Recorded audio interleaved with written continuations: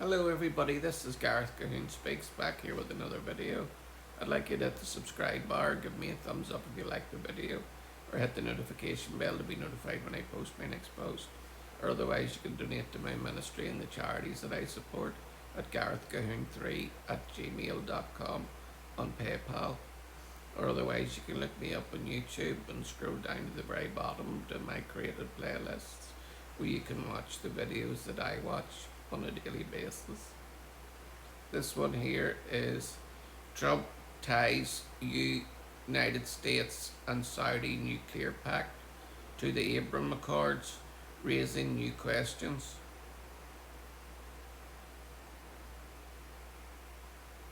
Details are emerging about the launch of a civilian nuclear energy agreement between the United States and Saudi Arabia after President Donald J. Trump publicly appears to contradict reports about one of its most contentious provisions, raising new questions about uranium enrichment and the future of Saudi-Israel normalization. The agreement was announced last week by the United States Energy Secretary Chris Wright, reportedly to the surprise of President Trump, who had planned to unveil it himself and was said to be furious with Wright announced it first. The deal has drawn scrutiny from analysts across the political spectrum, particularly over reports that it could allow uranium enrichment on Saudi soil. Such a provision would mark a significant shift in long-standing non-proliferation policy aimed at limiting the spread of nuclear weapons since the end of World War II. Negotiations over the agreement have been closely followed in the media. Just one day before Wright's announcement, the Wall Street Journal reported that the deal's finalisation was imminent. Criticism of an agreement by the newspaper and other conservative media outlets was also reportedly poorly received at the White House.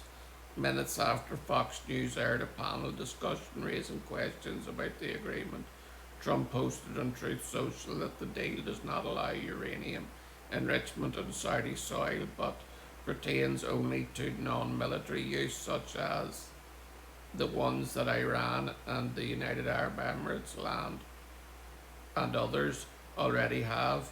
He also said it is totally subject to Saudi Arabia joining the very respected and successful Abraham Accords. Trump's statement surprised many analysts because the Biden administration had previously made Saudi participation in the Abraham Accords a condition for any agreement to provide the kingdom with US nuclear energy technology.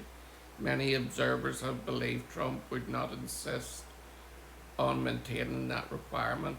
Saudi officials, however, responded by saying they had signed an agreement that did not include such a condition and that they expected Washington to honour the finalised deal regardless of Trump's subsequent social media post. Trump's comments also prompted speculation about whether Israel had sought to influence his position. White House Press Secretary Caroline Leavitt, who just recently had a new baby, said Trump has not recently discussed the agreement with Israeli Prime Minister Bibi Netanyahu. The president is always the final deal maker.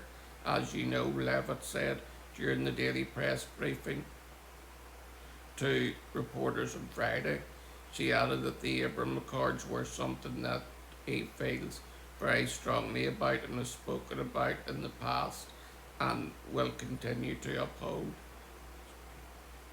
The Abraham Accords, which normalised diplomatic, political and economic relations between Israel and the United Arab Emirates, Bahrain, Sudan and Morocco, were among the signature foreign policy achievements of Trump's first term.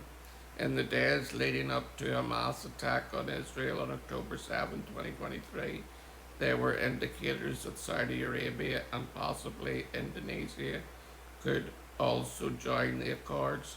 Saudi Arabia has consistently maintained that it would join the Abraham Accords only if Israel committed to a serious and realistic pathway towards establishing a Palestinian state. Many analysts and diplomats, however, have argued that the condition remains deliberately vague and could potentially be addressed in a manner that accommodates Israel's security concerns. So, was this all bluster from Trump, as he normally does, to try and get a deal over the line? Was it signed securely? Will Saudi Arabia join the Abraham Accords?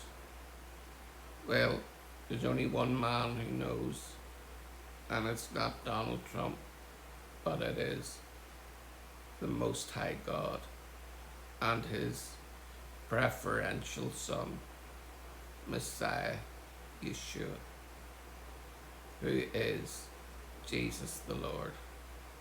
Shalom, Maranatha, and Hallelujah.